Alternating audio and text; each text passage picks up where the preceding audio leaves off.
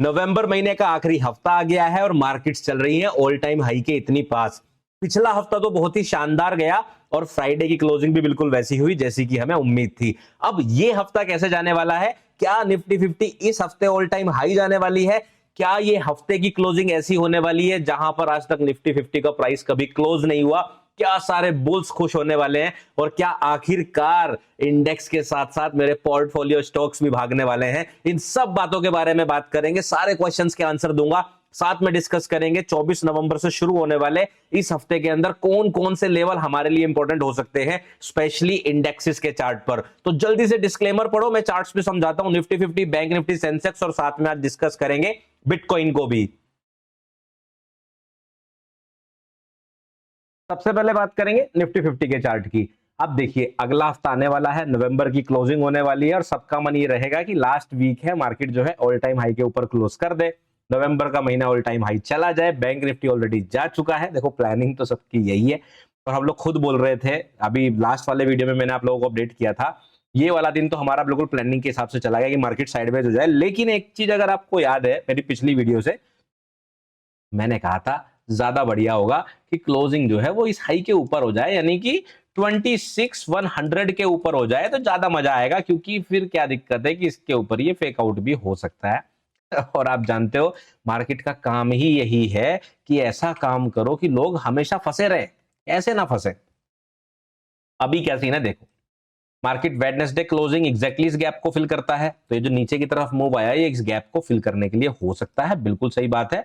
और ये जो गैप है ये पूरी तरह से अब आपका फिल हो चुका है, तो मार्केट के पास नीचे जाने का कोई खास कारण अब इसके नीचे है नहीं। मतलब डेली चार्ट ये कह रहा है आपको कि अब मार्केट को ऊपर की तरफ जाना चाहिए, लेकिन वीकली चार्ट यहीं पर आपको क्या इंफॉर्मेशन दे रहा है, और हाई टाइम फ्रेम हमेशा ज्यादा इंपॉर्टेंट होता है। वीकली चार्ट आपको बोल रहा है कि भाई मैंने बना दिया रिलेटिव इक्वल हाइज, ये देखो मैंने बना दिए रिलेटिव इक्वल हाइस, ठीक है। अब या तो मैं सीधा सीधा ऊपर ऐसे ही चला जाऊंगा, और अगर मैंने गिरना शुरू करा तो मैं तो अच्छी खासी इंटरनल लिक्विडिटी लेकर जाऊंगा। समझे क्या कहना चाह रहा हूं? पेन भी मैं चला रहा था साथ में। तो मार्केट क्या कह रहा है कि मार्केट ने यहां पर एक लिक्विडिटी को ऑब्जॉर्व करा है, अब या तो मार्केट डायरेक्टली ऊपर चला जाए, सीधा इस हाई को भी सीधा स्वीप कर दे। क्या ऐसा होता है कि मार्केट कोई हाई ब्रेक करने के बाद सीधे ऊपर नहीं जाता? क्या जाता है, कई बार नहीं जाता, कई बार जाता है, विक मार के भी ऊपर चला जाता है। ऐसा कोई जरूरी थोड़ी है कि देखो यहाँ पे विक मारा नीचे तब भी तो नीचे चला गया, तो वो जरूरी नियम तो है नहीं।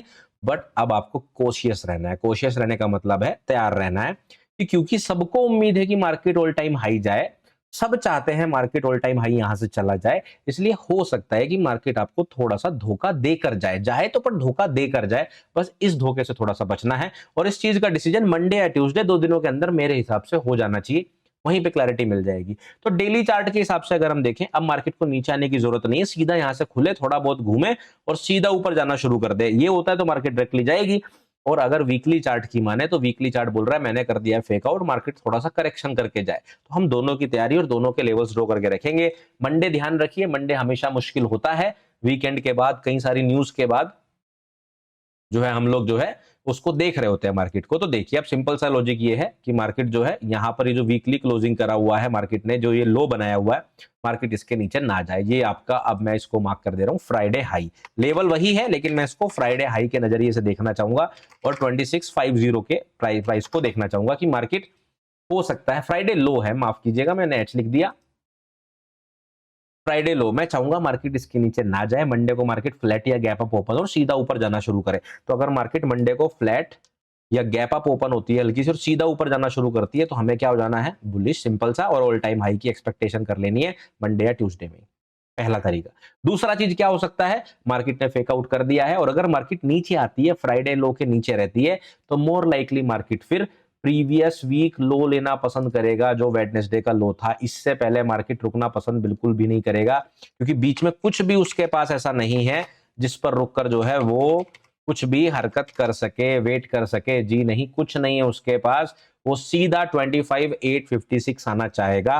तो ध्यान रखना, मार्केट मंडे ट्यूसडे में है तो सीधा ऊपर जाए, और अगर नीचे आना शुरू करता है तो मोर लाइकली 25,856 या फिर उससे भी नीचे ये गैप फिल करने के लिए आ सकता है। तो आपको सीधे सीधे लेवल्स बता रहा हूं और बहुत बड़ा डिफरेंस नहीं बता रहा हूं, बिल्कुल चिपक के लेवल बता रहा हूं आपको, जो आज का लो है सिंपल सा। इसके नीचे मार्केट, यहाँ पूरा ये मैदान खाली है, पूरा वेडनेसडे का मूव नीचे की तरफ कवर हो सकता है, ये जो गैप बचा हुआ है ये भी फिल हो सकता है। तो नीचे की तरफ आएगी तो ये लेवल और ये लेवल, यानी कि 25,690 के आसपास, 25,850 के आसपास, ये दो लेवल नीचे की तरफ इंपॉर्टेंट सपोर्ट रहने वाले हैं।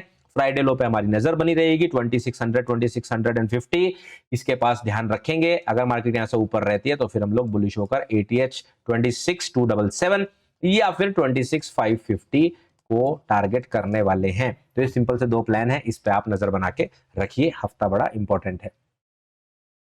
बात करेंगे बैंक निफ्टी की। बैंक निफ्टी की अगर हम बात करें तो बैंक निफ्टी क्या है, बैंक निफ्टी चल रहा है ऑल टाइम हाई। तो हम बोलेंगे कि सर यहां तो कोई ऐसा सच कोई फेक मूव नहीं हो सकता, या कोई प्रीवियस हाई के ऊपर फेक आउट का सीन तो नहीं दिख रहा है, क्योंकि जो वीकली क्लोजिंग हुई है वो तो इतिहास में सबसे ऊपर हो गई है। आज से पहले कभी भी बैंक निफ्टी 59,000 के ऊपर तो क्लोज हुआ नहीं था, पहली बार हुआ है। तो इसमें क्या करेंगे, देखो बिल्कुल सही बात है आपकी, लेकिन इंडेक्सेस है तो मोसेरे भाई, चोर चोर मोसेरे भाई, दोनों इंडेक्स एक दूसरे के साथ ही हैं, एक दूसरे के साथ चलते हैं। और मार्केट यहां पर एक गैप छोड़कर गया था पिछले वीक के ओपनिंग के साथ। तो मार्केट हो सकता है शुरू में आपको ये गैप फिल करने के लिए नीचे आए, देन ऊपर कंटिन्यू करे। तो बैंक निफ्टी में थोड़ा सा सतर्क रहने की जरूरत है। और ये जो हमारा रेजिस्टेंस था 59,450 ये भी हिट हो चुका है। तो मार्केट को ऊपर कंटिन्यू करने के लिए हो सकता है यहां से थोड़ा सा फ्यूल लेकर जाए। और अगर प्रीवियस वीक लो के नीचे भी नहीं जाती, मंडे को होल्ड करती है, फिर हम लोग बुलिश का प्लान करेंगे। तो मंडे का प्राइस एक्शन यहाँ पे हमें थोड़ा सा देखने की जरूरत है। निफ्टी में वापस चल के एक बार आपको वापस बता दूं कि 15 मिनट और 30 मिनट के चार्ट पे आपको क्या ध्यान रखना है। 15 मिनट और 30 मिनट के चार्ट पर आपको सिंपली ये ध्यान रखना है कि मार्केट अगर इस लो को ब्रेक कर रही है तो आप फिर बेरिश हो जाएंगे। और अगर मार्केट 26,104 के ऊपर आपको बुलिश सेटअप दिखाती है, इस हाई के ऊपर ब्रेक करती है, तो आप यहाँ पर बुलिश होंगे, नीचे यहाँ पर आप बेरिश होंगे, ये ध्यान रखिएगा। बैंक निफ्टी के अंदर अगर हम बात करें तो यहां पर आपको क्या नजर बनाने की जरूरत है कि मंडे को मार्केट अगर ये वाला स्विंग लो या फिर ये जो आपका 58,650 है यहां तक आती है, that is totally okay. Market थोड़ी इंटरनल लिक्विडिटी लेके ऊपर जा सकता है। लेकिन अगर ये वाला लेवल ब्रेक होता है तो फिर ध्यान रखिए मार्केट सीधा ये वाले लो के नीचे या फिर यहां तक टेस्ट करने आ सकता है। तो इसलिए हमारे पास 58,650 का जो लेवल है वो काफी इंपॉर्टेंट हो जाता है। और अगर मार्केट ये आता है तो ये प्रीवियस वीक वाला फ्राइडे है 58,050, इसका नजर बना के रखिएगा। मार्केट अगर यहां से गिरता है तो दिस वुड बी 600 पॉइंट्स, जो आपको सीधे सीधे गिरते हुए यहां पर प्राइस देखने को मिल सकता है। और अगर मार्केट इसके ऊपर फ्लिप करता है then you are good to go, आप जो है बुलिश हो सकते हैं। तो 15 मिनट के टाइम फ्रेम पर चलकर देखेंगे कौन कौन से लेवल हमारे लिए इंपॉर्टेंट रहने वाले हैं। तो आप बेसिक सा कंसेप्ट बना सकते हैं कि यहाँ पर हमें 58,650 के लेवल को ध्यान रखना है, इसके नीचे हम बेरिश होंगे, यहां तक हम साइडवेज या फिर एक्सपेक्ट करेंगे मार्केट इंटरनल लिक्विडिटी ले रहा हो सकता है। और अगर मार्केट इस हाई को ब्रेक करता है फिर हम लोग यहाँ पर बुलिश होने वाले हैं। तो इस तरह से ये लेवल्स आपके यहाँ पर काम आ सकते हैं। तो हाई के लिए आपको सिंपली क्या करना है, 59 और 150 को आपको ऊपर की तरफ मार्क करके रखना है, नीचे की तरफ 58,650 आपके पास रहने वाला है। बात करेंगे सेंसेक्स की। सेंसेक्स के अंदर अगर हम देखें तो निफ्टी 50 जैसा प्राइस एक्शन है, वेडनेसडे क्लोजिंग को मार्केट ने यहाँ पर टेस्ट कर दिया, इन लेवल्स को अब हम हटा देंगे। सिंपल सी बात है। अगर वीकली चार्ट पर देखेंगे तो मार्केट ने ऊपर ये जो क्लोजिंग प्राइस था, ये जो गैप था, ये फिल कर दिया है। और प्लस यहां पर मार्केट ने ये जो आपका हाई था इसके साथ फेक आउट कर दिया है। तो ऊपर जाने के लिए मार्केट के पास सीधा रास्ता क्या है, क्योंकि यहां पर गैप फिल है, मार्केट सीधा फ्लैट ओपन हो, सीधा ऊपर जाना शुरू करे निफ्टी की तरह। लेकिन अगर नीचे की तरफ सांस लेना शुरू करती है, यहां पर ये एफवीजी बना हुआ है प्रीवियस वीक लो के साथ, या फिर सीधा 84,100 का जो ये लेवल है ये आपको सामने से दिखाई देंगे आते हुए। तो इसके लिए आपको क्या ध्यान रखना है, अपना प्रीवियस वीक लो मार्क करेंगे हम लोग यहां पर। प्रीवियस वीक लो हमने यहाँ पर 84,525.98 मार्क कर लिया है, ठीक है। इसके बाद 15 मिनट के टाइम फ्रेम पर चलेंगे और देखेंगे, यहाँ पर आप ये देखेंगे ये आपका लेवल है जो कि आपका पिछला हाई था, अक्टूबर का हाई, ये 23 अक्टूबर का ये वाला हाई काफी इंपॉर्टेंट है।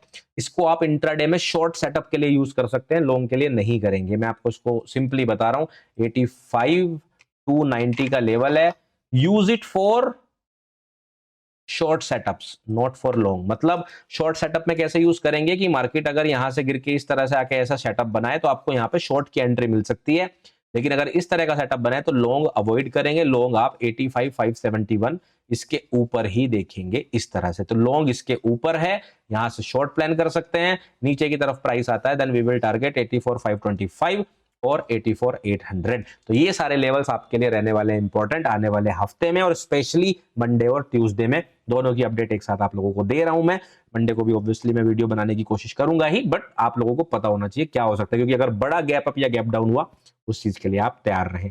इस सब बातों के साथ आपको ध्यान क्या रखना है, investment in securities markets are always subject to market risk, read all related documents carefully. मेरे सारे डिस्क्लेमर डिस्क्लोजर सब आपको डिस्क्रिप्शन के अंदर मिल जाएंगे। मुझे किसी भी सोशल मीडिया पर फॉलो करना है तो लिंक केवल डिस्क्रिप्शन से ही ले। क्रिप्टो और एनएफटीज क्या है, इंडिया के अंदर रेगुलेटेड नहीं है लेकिन लीगल पूरी तरह से है, उसी बारे में बात करेंगे। आज मैंने बिटकॉइन डोमिनेंस का चार्ट पहले ओपन कर लिया है क्योंकि बिटकॉइन ने तबाही मचा रखी है, मुझे पता है। एक इस बीच में अच्छी खबर क्या दिखाई दे रही है कि बिटकॉइन डोमिनेंस भी गिर रहा है। बिटकॉइन के गिरने के साथ साथ बिटकॉइन डोमिनेंस गिर रहा है और इसी वजह से बहुत सारे ऑल्ट कॉइन्स जो हैं वो बहुत तेजी से नहीं गिर रहे हैं और अपना कहीं ना कहीं हल्का हल्का बॉटम बनाने की तैयारी कर रहे हैं। तो कहीं ना कहीं इस पूरे क्रैश के अंदर, जहां पर बिटकॉइन लगभग 35% क्रैश हो चुका है जब मैं ये वीडियो रिकॉर्ड कर रहा हूं फ्राइडे की रात में, उस 35% क्रैश के बाद भी ऑल्ट कॉइन्स का इतना सर्वाइव करना ये एक पॉजिटिव न्यूज है। इसका मतलब कुछ अच्छे कॉइन्स देखे जा सकते हैं, इसलिए आपको मैं ये सजेस्ट कर रहा हूँ। इसलिए बिटकॉइन का डोमिनेंस का चार्ट भी दिखा रहा हूँ। ये जो वीक आई थी, जो 10 अक्टूबर में जब वो कहानी हुई थी, आप लोगों को याद ही है, उसके बाद पहली बार जो है जो डोमिनेंस है वीक पड़ा है।